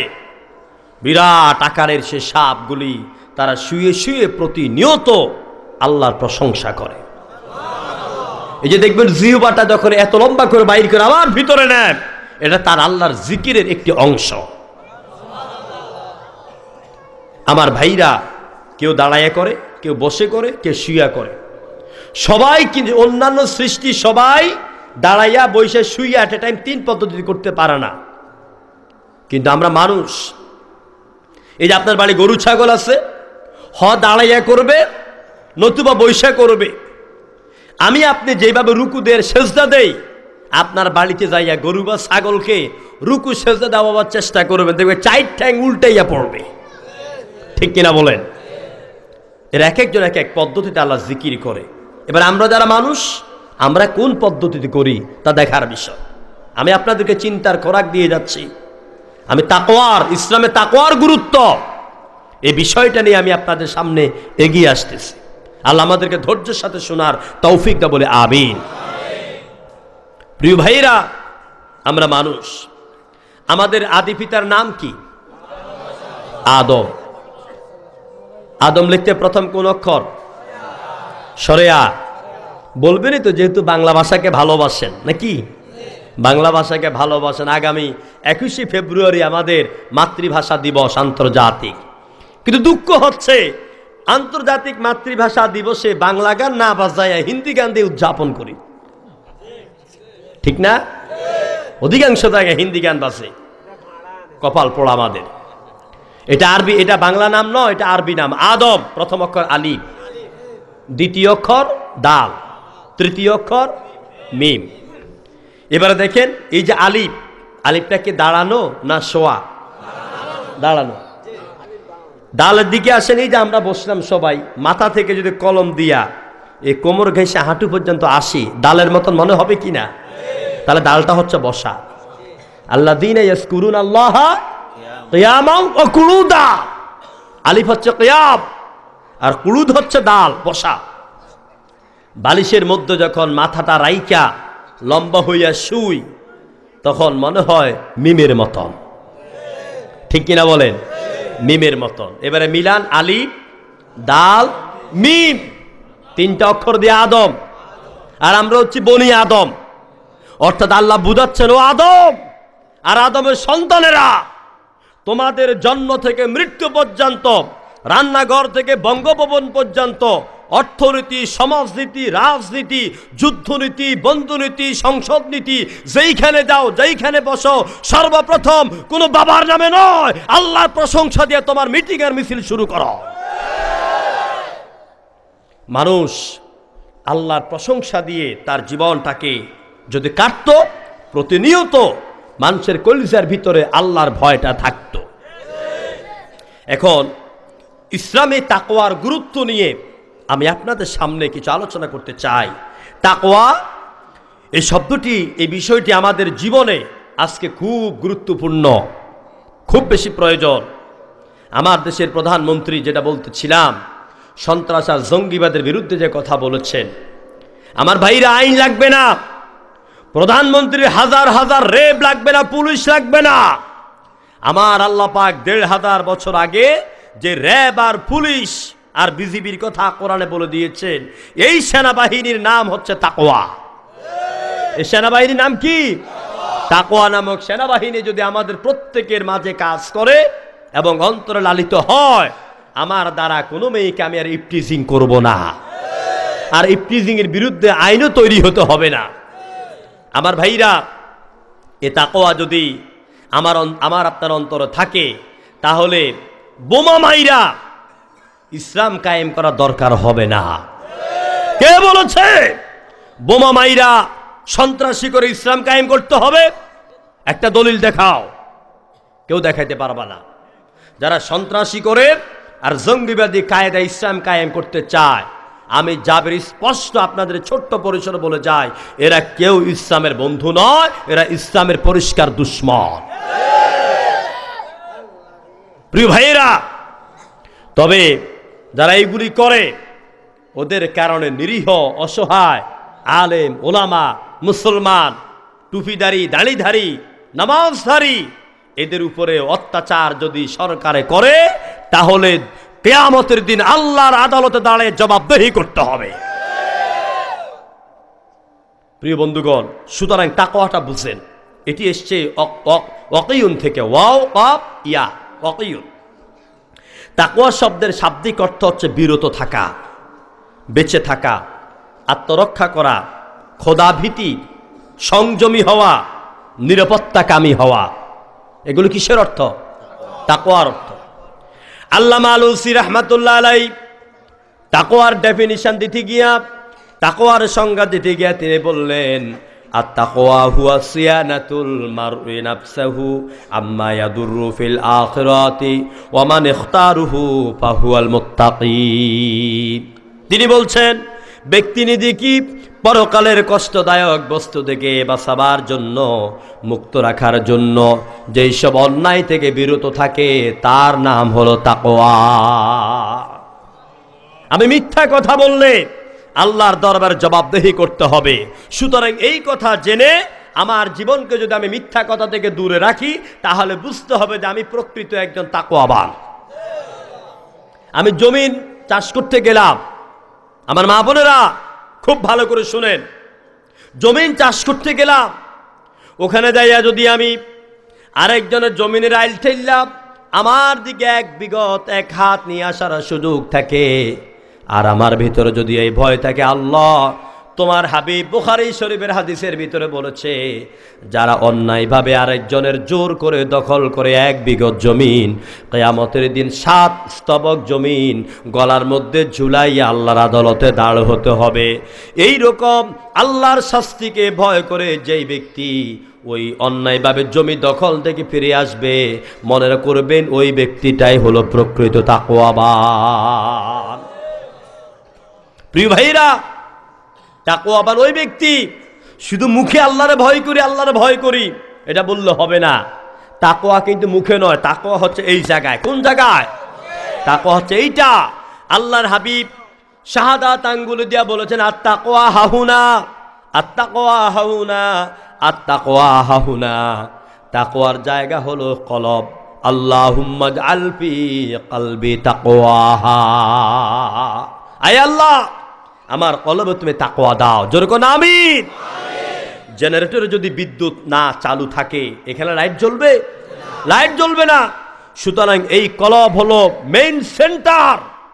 এখানে যদি আল্লাহকে জায়গা দিতে পারেন, আল্লাহর ভয়কে জায়গা দিতে পারেন, আপনার হাত অন্যায়ভাবে কোনো নারীকে স্পর্শ করবে না, আপনার হাত চুরি করবে না, আপনার হাত অন্যায়ভাবে আরেকজনকে ঘুষি মারবে না, আপনার হাত দিয়া পিস্তলের বন্দুকের ট্রিগার চেপে আরেকজন মায়ের বুক খালি করবে না, যদি আল্লাহর ভয় এই জায়গায় থাকে।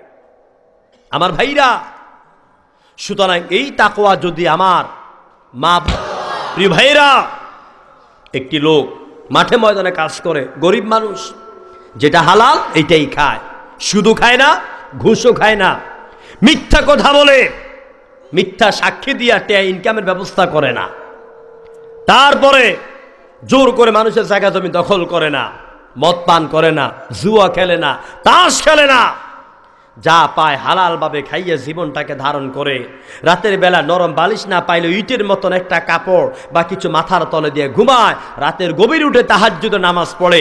আল্লাহ পাক বলেন, ওই বেদিন এমপি আর মন্ত্রী কোরআন বিরোধী ওই কোটিপতির চাইতে আমার এই রাখাল আল্লাহ ওয়ালা লোকটার মর্যাদা আমার কাছে অনেক বেশি। ইন্না আকরামাকুম ইনদাল্লাহি আতকাকুম, আল্লাহর কাছে তার মর্যাদা বেশি। প্রিয় ভাইরা, সেজন্য আল্লাহর কাছে তাকওয়া চাইতে হবে। কার কাছে চাইতে হবে? আল্লাহর কাছে তাকওয়া কামনা করতে হবে।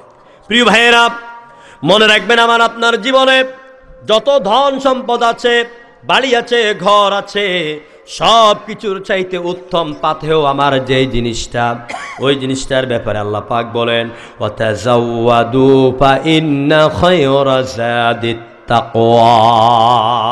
তোমরা পরজীবনের, হে পথিক, পরজীবনের পরকালের পাথেয় অর্জন করো। আমরা যেমন চট্টগ্রামে যাই, ঢাকা যাই, আমরা যখন হজ করতে যাই, তখন আমরা কি করি? হজের যেই টাকা এজেন্সি বলেছে তা তো দেই, বাকি আরো 30, 40, 50 হাজার, বা যারা স্বর্ণ অলঙ্কার কেনার নিয়তে যান, 1, 2 লক্ষ, 5 লক্ষ টাকা নিয়ে যান। এটা হচ্ছে তার পাতেহ, যাতে করে খাবারের জন্য বিপদে পড়লে অন্য কারো কাছে ভিক্ষুকের মতন হাত পাততে না হয়। অনুরূপভাবে আল্লাহ বলছেন, ওয়াতাযাওয়াদু ফা ইন্না খায়রা যাদি তাকওয়া। তোমরা পরকালের জাহান্নামের আগুন থেকে, জ্বলন্ত আগুন থেকে যদি বাঁচতে চাও, তাহলে তাকওয়ার মতন এই পাথেয়টা তুমি অর্জন করে নাও। আল্লাহকে ভয় করো। আল্লাহকে ভয় করলে আল্লাহ তোমার জন্য জান্নাতের গ্যারান্টি দিয়ে দিবেন। সুবহানাল্লাহ। আল্লাহর হাবিব তার জীবনের শেষ হজ, বিদায় হজ্জের ভাষণে হজর আরাফাতের ময়দানে দাঁড়াইয়া তিনি বক্তৃতা করলেন। বক্তৃতার ভিতরে যে কথাটা বললেন, তিরমিজি শরীফে তা লেখা হয়ে গেল। আল্লাহর হাবিব বলেছেন, ইয়াখতুবু ফি হাজ্জাতিল বিদা ফাকালা ইত্তাকুল্লাহ ওয়া সাল্লু খামসাকুম ওয়া সুমু শাহরাকুম ওয়া আদ্দু যাকাতা আমওয়ালাকুম ওয়া আতিউ উমারাকুম তাদখুলুল জান্নাহ।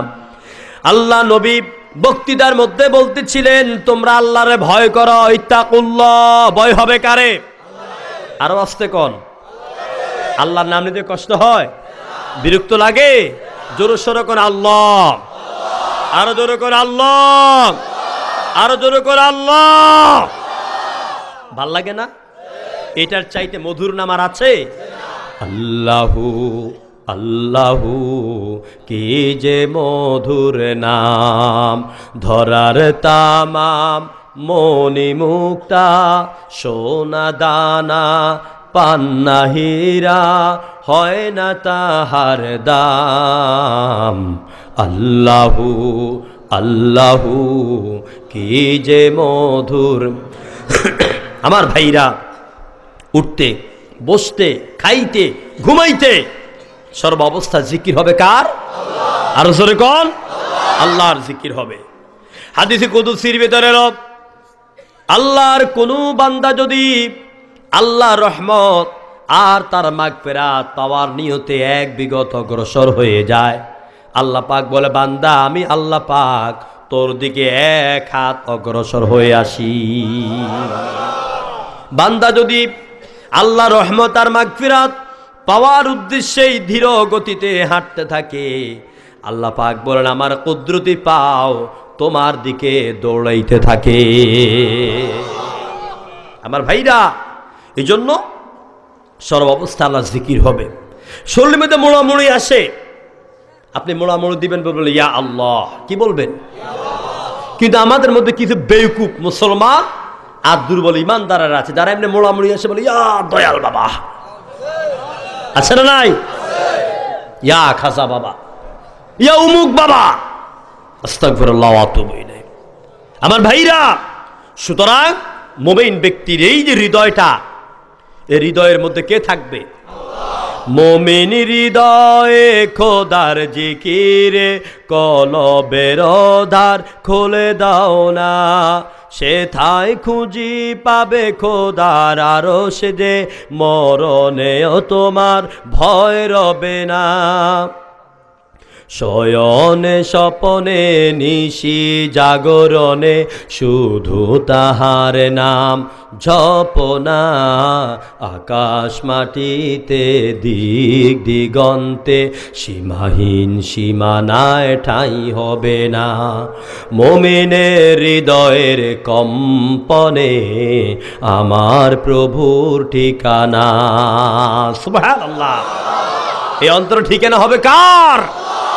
আমার ভাইরা, আজকে আমাদের মধ্যে কিছু লোক আছে অন্তরে আল্লাহর চাইতে অনেকে তাদের বাবার স্থান এমন ভাবে দিয়েছে, আল্লাহকে হার মানায় ফেলে। বাবা তো অভাব নাই বাংলাদেশে, কি বলেন?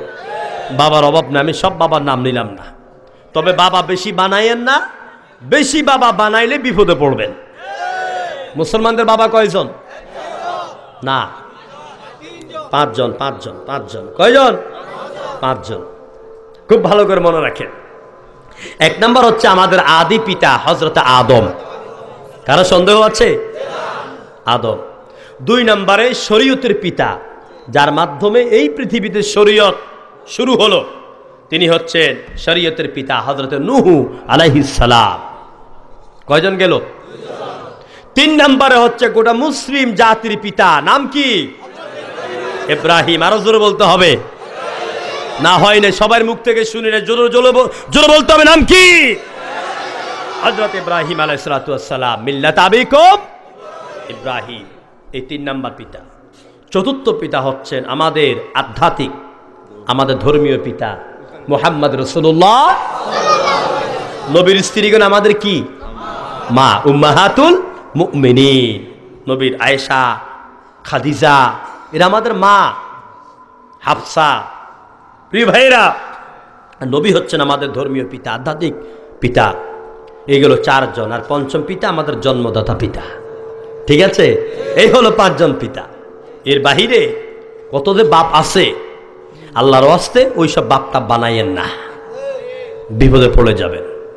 প্রিয় ভাইয়েরা, সুতরাং আল্লাহ রাব্বুল আলামিন তিনি আমাদেরকে বলছেন, ফাইন্না খায়রাজ যাদি তাকওয়া, তাকওয়ার এই পাথে অর্জন করো। আর জান্নাত পাবা যদি তাকওয়া অর্জন করতে পারো। হুজুর বক্তৃতা করছেন তাকুল্লাহ, আল্লাহকে ভয় করো। ওয়াসাল্লু খামসাকুম, 5 ওয়াক্ত নামাজ আদায় করো। কয় ওয়াক্ত? 5 ওয়াক্ত নামাজ। মসজিদের মিনার থেকে আযান যখন ভেসে আসে, আমার যুবক ভাইদেরকে, আমার বোনদেরকে আমি খাস করে বলবো, যুবক ভাইয়েরা, শরীরে রক্ত আছে, যৌবনের রক্ত টকবক করে, এমন সময় অনেক কিছু করা যায়, অনেক রক্ত রঙানো চক্ষু দেখানো যায়। মনে রাখবেন, এই যৌবন জীবন চিরদিন আমাদের থাকবে না। মানুষের জীবন আস্তে আস্তে করে ধান ধরার আগে যেমন সবুজ থাকে, ধান ধরার পরে লাল হয়ে যায়, আবার ধান যখন পেকে যায় আস্তে আস্তে লাল হয়ে ওই পাতাগুলি, গাছগুলি মাটির সঙ্গে মিশে যায়। মানুষের জীবনটাও এক সময় থাকে খুব তাজা। যখন আপনার এই যে শীতকালে এখন মরিচ বা যেই কোনো ফসলের চারা যখন উঠে তখন খুব মায়া লাগে, ঠিক কিনা বলেন? যারা চাষাবাদ করেন তারা জানেন, জমিনের আইলে দাঁড়াইয়া দেখতেই ভালো লাগে। বিকেলবেলা ওই যে আমরা যখন গম বুনাই, গম তো যখন 1 আঙ্গুল পরিমাণ চারা হয়, তখন বিকেলবেলা পানি দিয়ে খুব মজা লাগে, এগুলির প্রতি খুব মায়া লাগে। কিন্তু যখন এইগুলি আস্তে আস্তে বড় হয়, পেকে যায়, তখন দেখবেন এগুলি মাটির সাথে আস্তে শুয়ে যায়। ঠিক আমাদের শৈশব জীবনটা দেখেও খুব মায়া লাগে, সবাই কোলে কোলে, আহারে কি মহব্বত। গায়ের মধ্যে পায়খানা করে দিলেও গন্ধ লাগে না, পেশাব করে দিল থাপ্পড় দেয় না, বরং আরো গালের কাছে ঠোঁটটা নিয়ে চুমা লাগাইয়ে দেয়, ঠিক কিনা বলে? আমার ভাইয়েরা, আল্লাহ পাক বলেন, সুম্মা ইউখরিজুকুম তিফলা সুম্মা লিতাবলুগু আশুদ্দাকুম সুম্মা লিতাকুনু শুয়ুখা। শৈশব জীবন চলে যায়, কৈশোরে পদার্পণ করো, কৈশোর জীবন তোমার চলে যায়া যৌবনের শক্তিতে তুমি ভরপুর হয়ে উঠো। এই যৌবনে আপনি আল্লাহকে চিনলেন না, আলেম ওলামার কথার দাম দিলেন না, মসজিদমুখী হলেন না, কোরআনের কথা আপনার ভালো লাগে না। মনে রাখবেন, এই যৌবন চিরদিন থাকবে না, বার্ধক্য জীবন আসবে, সেই দিন আপনার কান্নাকাটি আল্লাহর দরবারে কোনো কাজে আসবে না। যৌবনে শক্তি দিলাম, যৌবন থাকতে তুমি আমার কোরআনের, আমার আলেমদের বিরুদ্ধে অনেক বক্তব্য দিয়েছ, দেয় না? দেয় কিনা কোন? ঢাকার শাহবাগের দিকে তাকাইলে দেখতে পারেন, ঠিক কিনা বলেন? এই যুবকেরা আজীবন যুবক থাকবে না, মরতে হবে, বৃদ্ধ হতে হবে, গায়ের চামড়া বটবে। আজকে যেই সব নারীরা লাফালাফি করো, তোমাদেরও একদিন যৌবন এটাতে পিঠ বর্ণ ধারণ করবে। যখন বার্ধক্য হবা তখন বুঝবা, অঙ্ক মিলাইবা, লিখবা কাগজে, কোনো ক্রমে হিসাব মিলবে না। হায় হায় আমার জীবন আমি কি করলাম।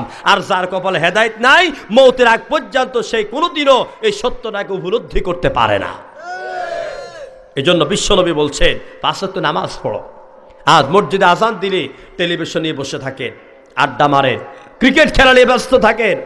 মনে রাখবেন এই নামাজ কিয়ামতের দিন আপনাকে জান্নাতে পৌঁছাবে। আবার নামাজ না পড়ার কারণেই জাহান্নামে যেতে হবে। ওয়াসুমু শাহরাকুম, রমজান মাস যখন আসবে রোজাগুলি রাখো। ওয়া আদ্দু যাকাত আমওয়ালিকুম, আল্লাহ যাদেরকে ধন সম্পদ দিয়েছে তোমরা মালের যাকাত আদায় করো। ওয়া আতিউ মারাকুম, আর যেসব নেতারা কোরআন দিয়া হাদিস দিয়া তোমাদেরকে সত্যের পথে ডাকে তাদের পিছনে পিছনে দৌড়াও। সাবধান, ওই সব নেতার পিছনে দৌড়াইও না যারা নিজেরাও নামাজ পড়ে না, তোমাদেরকেও নামাজের কথা বলে না। যারা নিজেরা মদ পান করে তোমাদের হাতে মদের বোতল তুলে দেয়। যারা নিজেরাও ইয়াবা ট্যাবলেটের ব্যবসা করে তোমারও সেই ব্যবসার দিকে উৎসাহিত করে। এইসব নেতার পিছনে যাবেন না, ওরা নিজেরাই জাহান্নামের দিকে চলছে। কি করে আপনাকে জান্নাতের পথ দেখাবে? আল্লাহর হাবিব বলছেন তোমরা এইগুলি করো, এই 5টা কাজ করো, তাদখুলুল জান্নাহ, মরার পরে আমার জান্নাতে প্রবেশ করো। প্রিয় ভাইরা, আল্লাহকে যদি ভয় করতে পারেন, এখানে আমরা অনেকে অভাবেই আছি না? অনেকে অভাবেই আছি, অনেকে ঋণী আছি। আমার ভাইয়েরা, যারা অভাবে আছি, ঋণী আছি, ভয় পাবেন না। আল্লাহর দরবারে আপনি কানবেন, যত বিপদে পড়েন না কেন। আল্লাহ পাক বলেন ওয়ামাইয়াত্তাকিল্লাহা ইয়াজআল লাহু মাখরাজা ওয়া ইয়ারযুকুহু মিন হাইসু লা ইয়াহতাসিব। বান্দারে, তুমি যদি আল্লাহকে ভয় করে সুদের ব্যবসা থেকে দূরে সরে চলে আসো, আল্লাহকে ভয় করে যদি তুমি ঘুষের ব্যবসাটা ছেড়ে দাও, দেখবা আল্লাহ কোন জায়গা থেকে তোমার খাবারের ব্যবস্থা করে দেবে, তুমি মোটেও টের পাবে না। প্রিয় ভাইয়েরা, সুতরাং আল্লাহকে ভয় করে।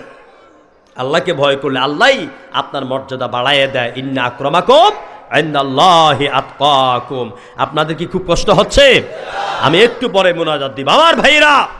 সুতরাং আল্লাহ পাক বলছেন ইয়া আইয়ুহান নাসু তাকু রাব্বাকুম, হে পৃথিবীর নারী এবং পুরুষ, তোমরা তোমাদের রবকে ভয় করো। মা বোনেরা, আজকে আপনারা যখন বোরকা গায়ে দিয়ে ঘর থেকে বের হন, তখন আপনার বোরকার বিরুদ্ধে অনেকে বিভিন্ন ধরনের বক্তব্য দেয় কিনা কর? মেয়েরা যখন বোরকা পরে স্কুলে যায়, কলেজে যায়, তখন আমার বাংলাদেশে অনেক ঘটনা ঘটেছে। স্কুল কলেজে বোরকা পরে যাওয়ার কারণেই তাদেরকে স্কুল কলেজ থেকে বের করে দেয়।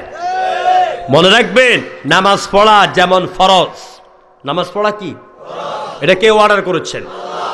রোজা রাখা ফরজ, ঠিক তেমনি করে পর্দা করাও ফরজ। আপনি নামাজ পড়বেন, আপনি হজ করছেন 10 বার, আপনি হাজী সাহেব, কিন্তু আপনার সাথে যখন আপনার যুবতী মেয়েটাকে নিয়ে আপনি বাজারে যান, তখন তার গায়ের মধ্যে বোরকা নাই। আপনার বউকে নিয়ে আপনি মার্কেটে যান, তার গায়ের মধ্যে বোরকা নাই। মনে রাখবেন, আপনি ইসলামের কিছু মানলেন আর কিছু মানলেন না। সুতরাং নামাজ যে আল্লাহর হুকুম মতে পড়েন, সে আল্লাহর হুকুম মতে আপনাকে পর্দা করতে হবে। কোরআন বলে দিচ্ছে কুল্লিল মুমিনিনা ইয়াগুদ্দু মিন আবসারিহিম, ও পুরুষেরা, মুমিনেরা, তোমরা পরনারী থেকে তোমাদের চক্ষুকে নিম্নগামী করো। আর নারীদের ব্যাপারে আল্লাহ বলছেন ওয়াকুল্লিল মুমিনাতি ইয়াগুদ্দুনা মিন আবসারিহিন্না, হে নারীরা, পর পুরুষ থেকে তোমাদের চক্ষুকে নিম্নগামী করো। কিন্তু আজকে আমার দেশে নারীরা পর্দা করে ঠিক, এমন পজিশনের আর এমন ফ্যাশনের বোরকা গায়ে দেয়, পুরুষ তুই কেন তাকাবি না? মোল্লা তুই তাকাবি না কেন? তোর 14 গোষ্ঠী আমার দিকে তাকাইতে হবে। এমন বোরকা পরে টাইট ফিট, শরীরের কোন জায়গায় কি আছে দূর থেকেই, মাইক্রোস্কোপ যন্ত্র লাগে না, 1 কিলোমিটার দূর থেকে বোঝা যায় এটা কোন রঙের নারী। ঠিক কিনা বলেন? এ বোরকার কি দাম? প্রিয় ভাইরা, আপনাকে পর্দা করতে হবে ঢিলা ঢালা, আপনার শরীর কোথায় কি আছে যেন বোঝা না যায়। নেকাব পরে, কালো চশমা একটা ডাঁটছে পরে, কয় বেটা সমদ আলী, তোর জীবন কবুল, তুই আমার দেখবি না, আমি তো সব দেখি। এ নিয়ত যদি থাকে, আপনার এই পর্দা নট অ্যাকসেপ্টেবল টু আল্লাহ। সব ইবাদতের মূলে তাকওয়া থাকতে হবে। ঠিক কিনা বলেন? খায়রুল লিবাসুত তাকওয়া। লম্বা পাঞ্জাবি গায়ে দিলাম আমি, আর গ্রামের মধ্যে আমি 1000 টাকায় 25 টাকা সুদের ব্যবসা করি, এই লম্বা পাঞ্জাবির দাম নাই, ঠিক কিনা বলেন? আমি হজ করি 10 বার, কোন মাহফিলে যদি আমার নামের আগে আলহাজ ব্যবহার না করে, যা তোর মেহমান হমই না। আমার ভাইরা, সেখানে তাকওয়া লাগবে। কি লাগবে? তাকওয়া লাগবে। এই জন্য আমার বন্ধুদেরকে বলি, বাজারে দাঁড়িয়ে বলেন, ভাই আমাকে এমন একটা বোরকা দাও যেটা গায়ে দিলে হয়তো হযরত আয়েশা ফাতেমার মতন আমাকে লাগবে। আজকে বোনেরা মার্কেটে গিয়া বলে পাখি পোশাক দাও, রাশি শাড়ি দাও, কিরণমালা জামা দাও, ঠিক কিনা বলেন? কপাল পুড়ছে নারীর, এই জাতির। প্রিয় ভাইয়েরা, সেজন্য ফিরে আসুন। আজ মুসলমান ঠিক, আল্লাহ বলছেন ওয়ালা তামুতুন্না ইল্লা ওয়া আনতুম মুসলিমুন, মুসলমান হওয়া ছাড়া মৃত্যুবরণ করো না। আমরা মনে করি শুধু একটু সপ্তাহে জুমার নামাজ, বছরে একবার রোজা, তারাবি পড়লি আপনি খাঁটি মুসলমান হয়ে গেছে। মুসলমান কাকে বলে? Who is Muslim. Muslim is the complete surrender and condition to Allah. Muslim is the complete and condition, complete surrender to Allah. মুসলমান বলা হয় তাকে যেই ব্যক্তি বিনা শর্তে আল্লাহ পাকের যাবতীয় হুকুম আর হাকামের সামনে মাথা নত করে দেয়, তাকে বলা হয় মুসলিম। তারা কি বলা হয়? মুসলিম। মসজিদে গিয়ে যে আল্লাহর আইন মতে নামাজ পড়েন, বাহিরে আসার পরে ওই আল্লাহর আইন মতে সমাজনীতি, অর্থনীতি, রাজনীতি আর স্লোগান দিতে হবে, ঠিক কিনা বলেন? প্রিয় ভাইরা, আমি আপনাদের খেদমতে বলতে চাই, পরিপূর্ণ মুসলমান হন। আজ আমার দেশে ঢাকা সহ, এখন তো টাকার অভাব নেই, নোয়াখালী তো আবার টাকার এক গোডাউন। সারা নোয়াখালীতে আল্লাহ পাক অনেক ধন দিয়েছেন, ঠিক কিনা বলেন? ইসলামের জন্য মনও দিয়েছেন আলহামদুলিল্লাহ। তবে এর মধ্যে কিছু কিছু কমতি আছে। কমতিগুলি কি? বিয়ে শাদী হবে। নোয়াখালীর একটা বদ অভ্যাস আছে, আমার বেয়াদবি মাফ করবেন, আমি অনেক পরিবারের সাথে সম্পৃক্ত নোয়াখালীর, এই জন্য আমি বলি, মেয়ে যেই বাড়িতে বিয়ে দিবে, ছেলের পক্ষ থেকে দাবি আনারসের দিন আইলে আনারস 1-2 হালি হবে না, ভ্যান গাড়ি ট্রাক ভাড়া করে আনারস পাঠাইতে হবে, আছে না নাই? তারপরে কোরবানির দিন আসলে পরে তুমি বাড়ির গরু কয়টা তো আমার জানা দরকার না, বেআইন লাগে উমুকের লাগে গরু 3টা, খাসি 4টা। কোথায় পেয়েছেন ইসলামের নিয়ম? এগুলো ইসলাম বিরোধী কাজ। কন্যা জন্ম দিয়েছে বলে উনি কবিরা গুনাহ করেছেন, বিষয়টা এমন না। কন্যার পিতার পক্ষ থেকে যদি আপনি পাওয়ার আশা করেন, ঠিক ছেলের পক্ষ থেকে কন্যারা তেমনি সমান করে পেতে পারবে। কারণটা কি?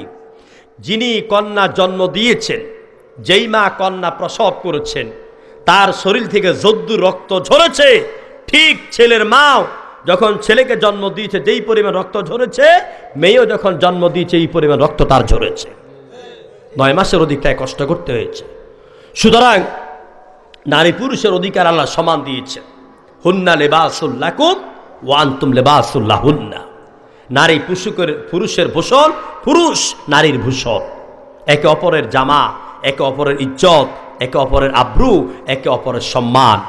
নারী যেমন তার স্বামীর গোপনীয় কথাগুলি নারী মহলে বসে বলবে না, ঠিক পুরুষও তার স্ত্রীর গোপনীয় দোষগুণগুলি অন্যের কাছে প্রকাশ করবে না। কিন্তু নারীদের একটা বদ অভ্যাস আছে, যখন এই একদল হয়, পেটের কথা যা আছে সব সহ বলে দেয়। এগুলি বলবেন না, এগুলো ঠিক নয়। আপনি আপনার স্বামীর কাছে আমানত, আপনার স্বামী আপনার কাছে আমানত। একে অপরের ভূষণ, সমান অধিকার ইসলাম আপনাকে দিয়েছে। কে বলে নারী চাকরি করতে পারবে না? ইসলাম বলে 1000 বার পারবে। নারী ব্যবসা করতে পারবে। মা খাদিজাতুল কুবরা আজ থেকে 1500 বছর আগে ব্যবসা করেছেন না করেন নাই? আর সেই ব্যবসার কর্মচারী ছিলেন আমার রাসূল মুহাম্মদ রাসূলুল্লাহ সাল্লাল্লাহু আলাইহি ওয়াসাল্লাম। বিশ্বনবীর অনুপম আদর্শ, সততা, ন্যায় নিষ্ঠা দেখে খাদিজার কাছে মক্কার কোটি কোটিপতিরা বিয়ের প্রস্তাব পাঠিয়েছে, নট অ্যাকসেপ্টেবল, কোনোটাই গ্রহণ করেন নাই। যখন মুহাম্মদের বিশ্বস্ততা, আমানতদারিতা দেখলো, খাদিজা নিজেই প্রস্তাব পাঠালেন, আমি এতিম ছেলে এই মুহাম্মদকে বিয়ে করতে চাই। প্রিয় ভাইরা, নারীরা চাকরি করবে। অনেকে আমাদেরকে ভুল বুঝেন, মোল্লারা ভুল ফতুয়া দেয়। তাহলে একটা নারীর পরিবারে কেউ নাই, তার এগুলো হিসাব করবে কে? খাওয়াবে কে? আমরা চাকরির বিরুদ্ধে বলি না, চাকরি করেন, পড়ালেখা করেন, শিক্ষকতা করেন, সব করেন, তবে আপনার মধ্যে থাকতে হবে হেজাব, পর্দা। ঠিক কিনা বলেন? আমরা গার্মেন্টস শিল্পের ওই চাকরির বিরুদ্ধে বলি। এই যে টেবিল আছে, টেবিলের দুই পাশে মেশিন দুইটা থাকে, থাকে কিনা? এক পাশে পুরুষ আর এক পাশে মহিলা বৈশা কাপড় সেলাই করে। তো একদিন, 2 দিন, 3 দিন, আপনার নাম কি, আপনার বাড়ি কই, ঘর কই, বাপ কই, জেঠা কই, ভাই কয়জন, বিয়ে হয়েছে নি, খাইছেন কি আজকে, এরকম বলতে বলতে আস্তে আস্তে ঘনায়। ঠিক কিনা বলেন? এখন মুখ দিয়ে গনাইতে গনাইতে এখন নিচি দিয়ে ঠ্যাঙ্গে ঠ্যাঙ্গে গনায়। ঠিক কিনা বলেন? অনেক সময় দেখবেন রেডিমেড জামা কাপড় কিনতে গেলে সেলাই বাঁকা দেখে। সেলাই বাঁকা, কি দোকানদার ভাই সেলাই বাঁকা কেন? দোকানদার তো বলে বেজে ভাই তা তো জানি না, কোম্পানি দিছে এরকম। আর সেলাই বাঁকা হয়েছে এই জন্য, ওই যে সামনে উপরে কাপড় ধরে সোজা সিলাইবে, ওইদিকে খেয়াল না রাখা নিচে ঠেঙ্গে ঠেঙ্গে গুতাগুতি করছে, সেলাই বাঁকা হয়ে গেছে। মুসলমান আমরা বলি নারী আলাদা কক্ষে চাকরি করবে, পুরুষ আলাদা কক্ষে চাকরি করবে। এক টেবিলে নারী পুরুষ মুখোমুখি হয়ে বেফর্দাভাবে চাকরির অনুমতি ইসলাম দেয় না। প্রিয় ভাইয়েরা, সেজন্য আসুন আমরা ইসলামকে সব কাজে ব্যবহার করি। বিয়ে দেন, বিয়ের 7 দিন আগে কি হয়? হলুদ অনুষ্ঠান হয় না? নোয়াখালীতে মনে হয় না, হলুদ অনুষ্ঠান। আমার ভাইরা, হলুদ অনুষ্ঠানের বিরুদ্ধে ইসলাম কখনো কথা বলে নাই। হলুদ অনুষ্ঠান 1000 বার করবেন, মনে থাকবে, 1000 বার হলুদ অনুষ্ঠান করবেন। আমি কোরআন হাদিসের ভিত্তিতে কথা বলছি। মেয়ের বাড়িতে মেয়েরা মেয়েকে হলুদ দিবে, কোনো পরপুরুষ সেখানে ঢুকতে পারবে না। আর ছেলেরা ছেলের বাড়িতে হলুদ অনুষ্ঠান করবেন, অন্য কোনো বান্ধবী এসে ছেলের গালের মধ্যে হলুদ লাগাই দিতে পারবে না। মেয়ের গালে আরেক ছেলে এসে হলুদ দিতে পারবে না। আর হলুদ অনুষ্ঠানের নামে আপনি যদি বাদ্যযন্ত্র, ব্যান্ড, সঙ্গীত, গানের আয়োজন করেন, আর পরপুরুষ মেলা নারী যদি মেলামেশার আয়োজন করেন, তাহলে আপনি কি করে আপনার দাম্পত্য জীবনের জন্য সুখের আশা করতে পারেন? কারণ আপনি তো বিয়ের শুরুতে হারাম দিয়ে শুরু করেছেন, আর এখান থেকে সামনে যা পয়দা হবে সব হারাম পয়দা হবে। নামাজ পড়বে না, মা বাবার কথা শুনবে না, মা বাবাকে সম্মান করবে না, মা বাবার জন্য দোয়া করবে না, রব্বির হামহুমা কামা রব্বায়ানি সাগীরা। এজন্য হারাম কাজ দিয়ে শুভ কাজ শুরু করবেন না, যেটা ইসলাম অনুমোদন করে না সেটা শুরু করবেন না। ও মুসলমানেরা, এই হলুদ অনুষ্ঠান আপনি এমনভাবে কেন করেন? দেখা যায় এমন এক হলুদ অনুষ্ঠান আপনি করছেন, এক হলুদ অনুষ্ঠানের টাকা দিয়া কয়েকটা এতিম পরিবারের মেয়ের বিয়ে হয়ে যায়।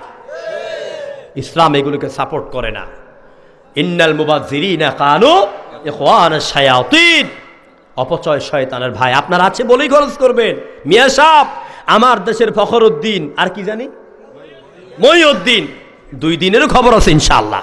আমার ভাইরা, এই 2 দিন যখন ক্ষমতার মধ্যে আসলো, তখন তারা শুধু ধনাঢ্যদের কাছে চাইলো আয় করছো কেমনে, ব্যয়ের কিন্তু হিসাব চাই নাই। কেমনে আয় করছো, এই কেমনে আয় করছো হিসাব যখন চাইতে গেছে, যারা 2 নাম্বার পথে টাকা কামাইছে প্রত্যেকের ফায়জামা গরম হয়ে গেছে। বালিশের তলে টাকা, মাটির তলে টাকা, কলসির ভিতরে টাকা, পুকুরের মধ্যে টাকা পাওয়া গেছে না, কিন্তু ব্যয়ের হিসাব চাই না। মনে রাখবেন, কিয়ামতের দিন আল্লাহ পাক আপনাকে যে সম্পদ দিয়েছেন, কোন পথে আয় করেছেন, কোন পথে ব্যয় করেছেন, 2টার হিসাব যখন চাইবে, তখন আর মাটির পায়ের তলে মাটি থাকবে না। আসুন আমরা আল্লাহকে ভয় করে অনৈসলামী কাজগুলি বর্জন করি। আল্লাহ পাক আমাদেরকে এই আমলগুলি করার তৌফিক দান করুন। সবাইকে আন্তরিক মোবারকবাদ জানিয়ে আমি আলোচনা শেষ করছি। আসসালামু আলাইকুম ওয়া রাহমাতুল্লাহ।